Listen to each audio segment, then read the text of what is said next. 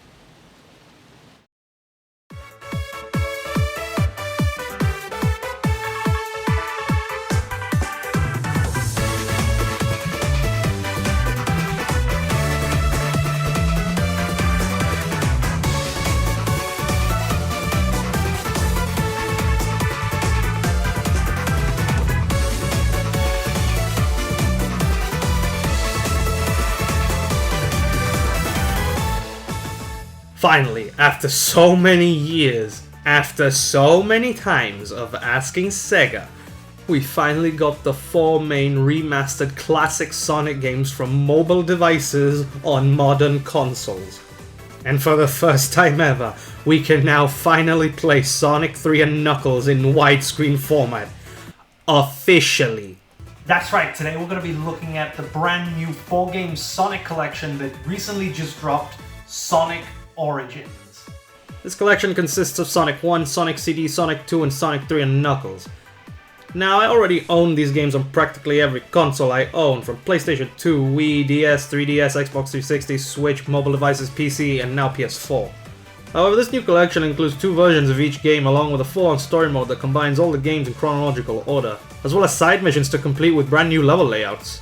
This collection is by far one of my favorite Sonic game collections. I do own these, and I do love these collections. After all, these collections are what introduced me into classic Sonic games from the 90s in the first place.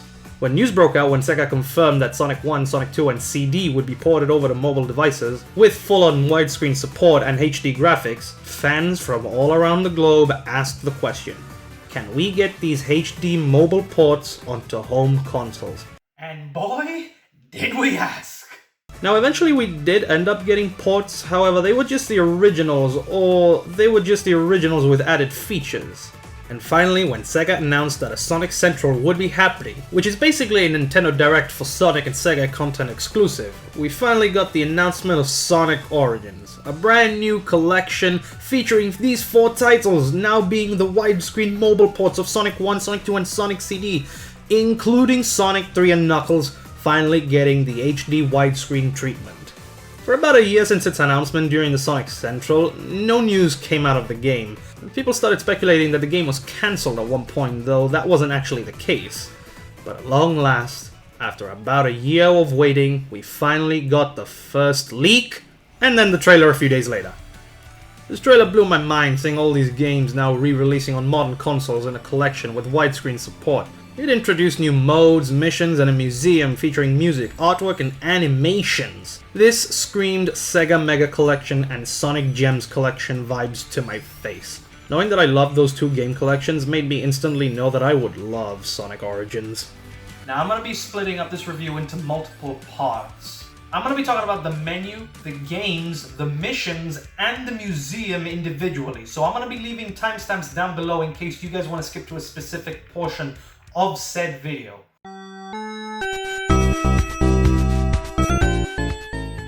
Alright, so first I want to talk about the menus themselves. I do like how each of the games are individually presented with small 3D islands to represent the games themselves. South Island for Sonic 1, Little Planet for Sonic CD, West Side Island for Sonic 2, and Angel Island for Sonic 3. We also have the islands from Sonic 3D Blast and Sonic Spinball for the missions and the museum specifically. Alright, for the games themselves, we got two different options, Classic Mode and Anniversary Mode.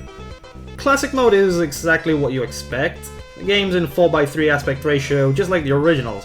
Anniversary Mode is the new widescreen mode with added features. Now, one thing about these two modes is that Classic Mode is nothing different from Anniversary Mode. Classic Mode is just the same as Anniversary Mode, only locked at 4:3 aspect ratio, and the drop dash is not included. Mainly in Sonic 1, where the original game had no spin dash or drop dash. Now in the mobile ports, he did have the spin dash, though if you're gonna call this a Classic Mode, then keep it as a Classic Mode. You do have the option to turn off the spin dash in Sonic 1, but why make us turn it off if we don't want it? To turn off the spin dash, you need to open up the level select screen, and in the corner you can disable it. I'm not really bothered by this, to be honest, but again, if the game is going to be called Classic Mode, then keep it as a classic form. Anniversary Mode is basically the opposite. The games are now widescreen, open, features the drop dash from Sonic Mania, and is at a constant 60 frames per second. On the version I played, that is.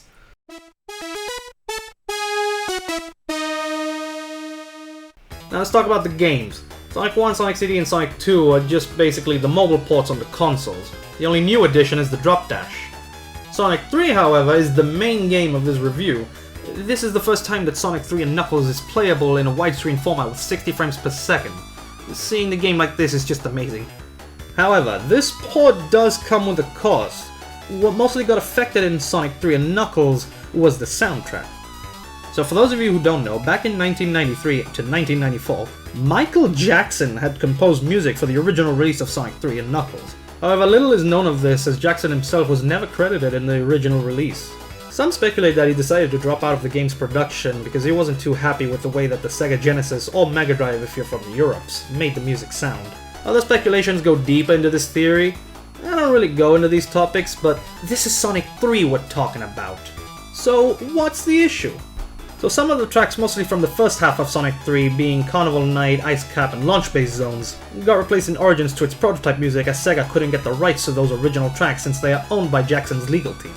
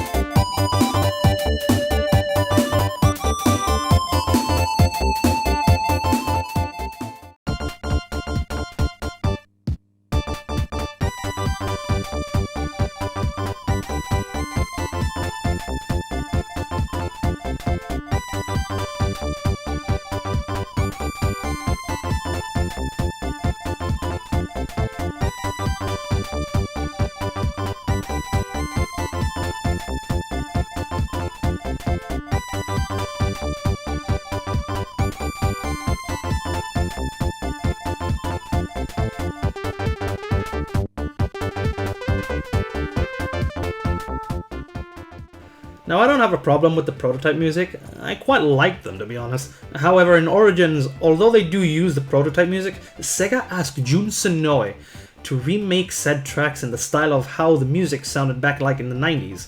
And although I rarely listen to the prototype music, I do have to agree with others that these new versions are a little worse than the original prototype's version.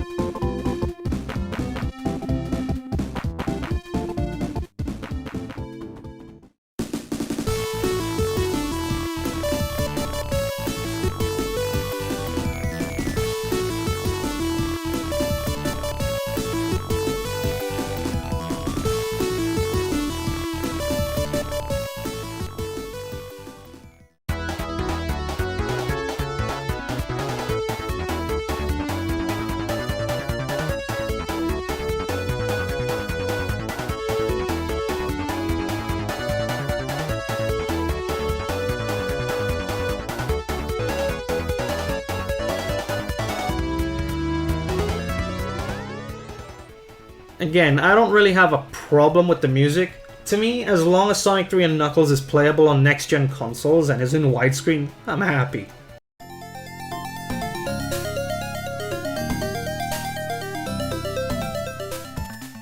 The missions are a fun time to play. They all range from lowest to hardest difficulties. These missions can get tricky at times where in one you must defeat every enemy by only rolling, not jumping. Each mission in the game is also ranked from best S's to lowest of C's. These missions reward you with coins for you to unlock things in the museum. And the museum itself has artwork of old cover art as well as concept ideas. I don't even know what this image is supposed to be. It also has music, mostly from Sonic Generations, Sonic Forces, and Team Sonic Racing. Why? Why limit to those 3 games? Why not other Sonic titles? We do also have music from Knuckles Chaotix, Sonic Spinball, and 3D Blast, but why not other titles? Sonic Spinball, a game I wish to stay away from, and Sonic 3D Blast, which is a game that meh. But why not other titles? And we also have movies. The museum also includes movies where you can watch the Sonic Symphony, specifically the clips from Sonic 1, CD, and 2, as well as the working-in-progress animations for Sonic Origins and Sonic Mania Adventures, including Sonic Mania Adventures itself as well. Now the game also provides you with a mirror mode, and basically it's just taking what this is and making it into this. It's just flipping the game. Now, mirror mode does make the level design a lot harder, even though it's still the exact same, and that's because we're not used to running to the left side of the screen, we're now used to running to the right side. I think mirror mode is actually kind of a good challenge if you guys want to go for it. I may actually stream this at one point, just saying. You also got Boss Rush, which basically combines all the bosses in each level as a one big level for you to complete. It's not much of a challenge, it's still the exact same bosses, although you do have to beat some of them without any rings, which do make it a lot harder, and I do enjoy that. Thank you very much, Sega, for making the bosses a little harder now. And exclusive with Sonic 3 and Knuckles, you also have Blue Spheres mode, which is basically an endless Blue Spheres level that you can input and you just beat Blue Spheres. Along with the classic Blue Spheres mode, you also get the brand new one, which is basically the one from Sonic Mania. Collect the blue spheres, you get the red ones. You collect the green ones, they turn into blue ones, and you need to recollect those to turn those into red ones. Collect the pink ones, and they will teleport you across the level. And that's pretty much all Origins has to offer. Now, the question is, which version of Origins do I recommend? For those of you who don't know, Sonic Origins has its standard edition as well as a digital deluxe version. The standard version is £32.99, while the digital deluxe edition is at £36.99. The digital deluxe version brings new animations on the menu screens for each of the islands of the games, extra hard missions, as well as extra music, coins, and more. I say if you wish to have these extra goodies in the game for the extra amount, I say it's worth it. Though I will say, I do recommend it for the coins though. The coins don't just unlock things in the museum, they also help you in the anniversary mode. If you fail a special stage, you can redeem these coins, try again. Fail a second time, redeem another one. Fail a third time, redeem another one. Fail them out 50 times, redeem another one. These special stages will get harder every time in every game. In my playthrough I've had to use some coins to try again constantly. Despite knowing each of the layouts, I've had trouble with them for some reason. Overall, Sonic Origins is the official definitive way to play these great classics. If you just got introduced to Sonic from the movies or shows and wish to experience what got Sonic on the map in the first place, Origins has you covered. Alright, so if you guys enjoyed this Sonic Origins review, be sure to check out the playlist that I made when I made my Sonic Colors Ultimate review, as well as my non-spoiler and spoiler review of the Sonic movie sequel. Be sure to check out those two videos out. Technically it's three because one of them is a double version of it. One's a spoiler, one's a non-spoiler, so go check out those videos. If you haven't seen the movie, watch the non-spoiler one. If you've seen the movie, watch the spoiler one. Alright, but if you guys enjoyed this video, don't forget to like, subscribe, comment down below, share this video. You know what to do. And yeah, follow me on the socials as well, link down below. I've got a Twitter and a TikTok, I currently do that now. I post some stuff now and then on there. And yeah, without further ado, I'm gonna see you all in the next one, hopefully very soon. And yeah, see you then.